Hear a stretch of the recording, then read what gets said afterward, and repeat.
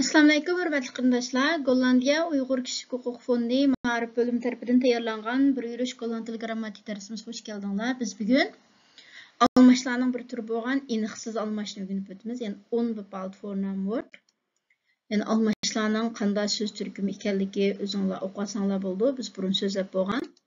Golland tilida 9 türlük almaç var. Shularning ichidan yəni unbepalt fornam word, yəni iniqsiz almaç. Yani ismidilam çıkıp durudu, iniq olmagan depçu. Yani şeyler, ularning belgi xususiyeti yoki son miqdori iniqsiz olgan bir ahvol ostida mushunda almaçlarni ishlatamiz. Golland tilidagi iniqsiz almaçlar mushu bular hozir ko'rgan mush so'zlar shu. Bularning har birisini bir-birlab misollar bilan ma'nosi bilan ko'rib chiqamiz. Birinchisi either and either. Har ikki ma'nosi har bir degan ma'nosi var. Yani biz burun öğrengen velka degenge o'xshashlam, yani either het artikel kildiga ismlar ishiltildi, either keyindi i baş şekli de artikel kildiga ismlar ishiltildi. Mesela either meşe drom de fruher o min prenses deseyin, yani burun her bir kız bala melik bo'lishni arzu qilatdi, yani either meşe her bir kız bala het meşe. Either kind leert op school rekenen en schrijven. Het kind bo'lganlik uchun either. Yani her bir bala mektepte yizish ve hesaplashni o'rgandi. And either'ning misoli either kollega worked mee on it project. Yani her bir xizmatdosh bu turga qatnashdi, yani de kollega bo'lganlik uchun either kollega. Either learning doet zijn best for it exam. Yani her bir o'quvchi imtihon uchun kuchining baricha tirishdi. De learning bo'lganlik uchun either learning. Yani ma'nosi har bir degan ma'nosi var.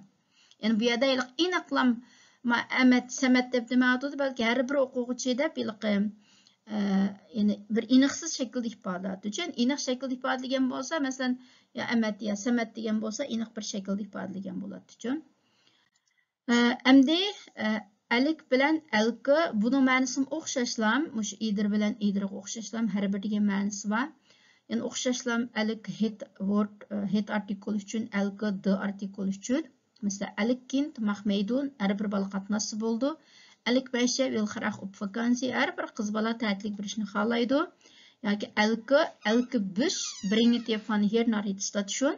Yani bu yerdagi har qanday bir avtobus sizni poyezdansiq olib boradi. Elke ochtend sta ik om 6 uur op.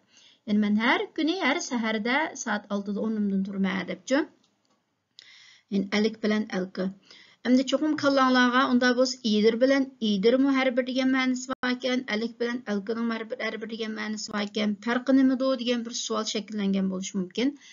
Emniyet ikkisining jiq farqi yo'q, ikkisini aralashtirib ishlasak bo'laverdi. Masalan, is het gezond om elke dag in ei te eten yoki ieder dag qaysini desak bo'laverdi-ku. Yani om elke potje of ieder potje, elke week, iedere week. Yani iş qilib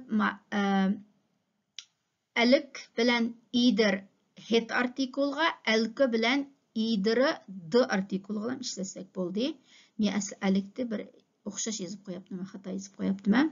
To'g'rilab tushuninglar. Endi keldik iymand bilan niemand. Yani iymand degan bir kim degan ma'noda, niemand degan ham hech kim deb uni bo'lishsiz qildi. Masalan, iemand van ons moet het doen. Yani bizden van ons, bizden bir kim bunu çokum qilish kerak. Is er iemand die me kan helpen? Yani bu yerda menga yordam qila oladigan bir kim bormidi? Is there iemand? Bu yerda bir kim bormi? Degandek, yani iemand degan shu bir kim degan ma'noda. Niemand bir kimninki qaram-qarshisi hech kim. Bu jumlaning niemandning o'zi bilan bo'lishsiz qildi jumlani. Mesela ikke niemand anders die dat kan doen. Yani ben bunu qila oladigan hech kimni tonimayman, hech kimni bilmayman. Ikke niemand, men hech kimni bilmayman deb, yani o'sha niemand degan so'zlam jumlani bo'lishsiz qiladi. Niemand weet hoe dit ding werkt. Yani hech kim buning qanday ishlaydiganligini bilmaydi. Er is niemand met een rijbewijs. Yani bu yerda prausi bor, hech kim yo'q. Yani sözün ahır çıkmaya kapaptı. Prausi bor, hech kim yo'q.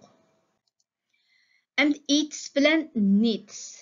Bu şu iman bilan nimanga o'xshash. Yani iman bilan niman odam uchun ishlasa, hamda bir narsalar uchun it's needs. It's degan bir narsa, nichts onun da qarama-qarşısı, yani hiç narsa demekçi. Masalan, ich muss ja etwas vertellen. Yani men sizga bir gapni, men sizga bir narsa demoqchi edim, men sizga bir gapni aytmoqchi edim, men sizga bir narsa demoqchi edim deb. Ich habe etwas gesehen, men bir narsa ko'rdim. Nichts. Mesela, ich habe nichts ja te vertellen. Sizga degidek hech nimam yo'q, hech qanday gapim yo'q. Ich habe mir nichts over gezegd, bu to'g'risida menga hech nima demabsiz debchi. Nichts mo, ash niemand o'xshashlam jumlani bo'lishsiz qildi. Endi keldik, al bilan alla. Her ikkisining ma'nosi hamma degan ma'nosi bor. Faqat ishlatilishda ozroq farqi bor.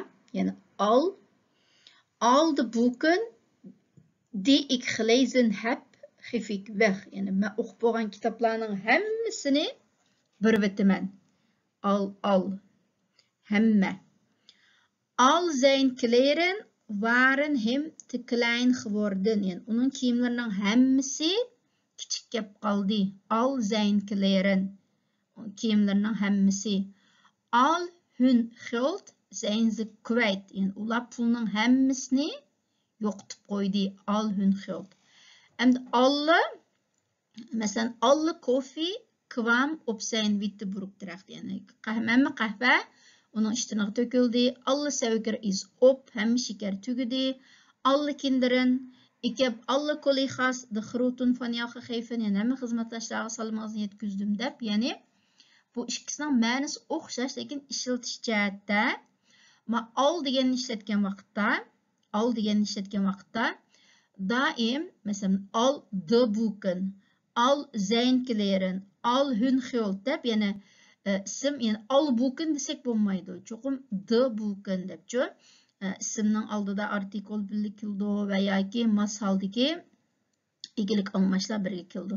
Lekin alni ishlatgan vaqtida, yani alle koffie, alle suiker, yoki alle collega's, alle kinderen deb bevositalam ismni onun kendili bevosita ishlatsak bo'ladi. Mesela eğer miyada kinderenni al deb işlemek olsak, o çağda al de kinderen. Lekin alla kinderen desek buludu. Alni işletken vaktimizde de kinderen deb de artikulmu birge kelish kerak. Yani ikkisining farqi mushulam.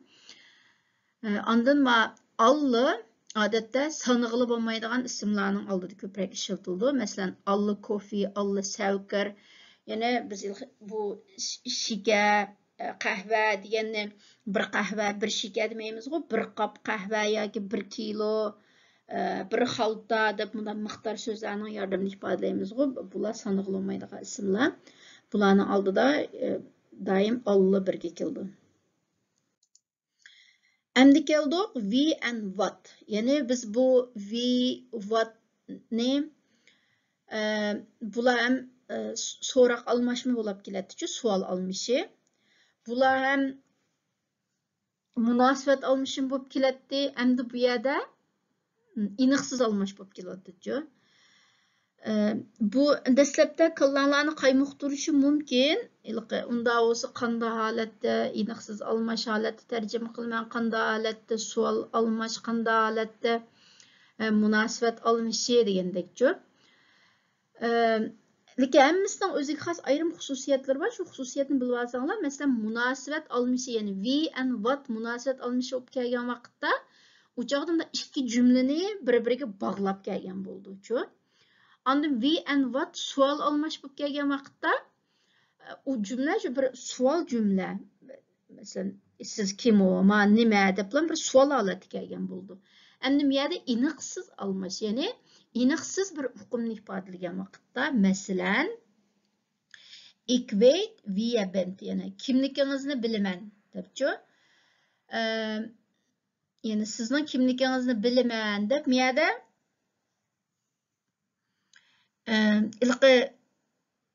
iniqlam emniyeti bor jumlada ik weet wie je bent degandilam iniq, masalan, siz palani deblam ifodalmayapti emniyeti-ku hozir, ya'ni kimligingizni bilaman deb iniqsiz holat bu uchun.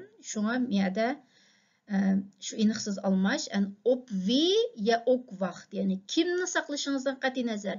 Yani bu yerda aniqlam ya Ahmetni saqlamsiz, Samatni saqlamsiz deb bir ismni demayotdi. Balki kimni saqlashingizdan qat'iy nazar, u hozir faqat kelinmaydi. Yani Hayzal nu axnit komen. Yani mayli kimni saqlang, yani aniqsiz bir holatda kelyapti bu jumla. Yani wie het ook vraagt, heeft nooit gewacht wordt door. Yani kimning so'rashdan qat'iy nazar maxfiy nomeringizini deb bermang. Yani kim bo'lsa ne bu bir aniqsiz holatchu. Yani Ahmet sorusu maxfiy nomeringizini deb bermang, Samat sorusu maxfiy nomeringizini deb bermang demayotdi. Balki mayli kim so'rusin, maxfiy nomeringizini deb bermang deb bir aniqsiz holat. Endi vatga kelsak, vatninki aniqsiz almash bo'lib kelgan vaqtda bir qancha ozroq degan ma'nolar chiqadi. Yana masalan, what ye ook wilt, je moet je beurt afwachten. Yani nima ilishingizdan qat'iy nazar. Yani shaptul olamsiz, olma olamsiz, qo'g'in olamsiz. Nima olsangiz mayli. Iniq shaptul olsangiz, ya qo'g'in olsangiz deb demayapman. Nima ilishingizdan qat'iy nazar, navbatingizni saqlashingiz kerak. Je moet je beurt afwachten. Yani bir iniqsiz bir şeyini ifade ediyor. En sie heeft wat brieven op de bus gedaan. Yani o miyada bir qancha degan ma'nosi chiqadi. U bir qancha parcha xatni xat sanduqqa silvat. Yani iniqlam qilib 5 parcha xat, 6 parcha xat demayotdi, balki bir qancha parcha iniqsiz. Ik heb wat geld uit de kleine kas gepakt. Yani men kichik ishkapdan ozroq pul oldim. Yani bu yerda bu iniq qilib 5 euro aldım, 10 euro aldım, 20 euro aldım demayotdi, balki what geld azroq iniqsiz bir holatchu.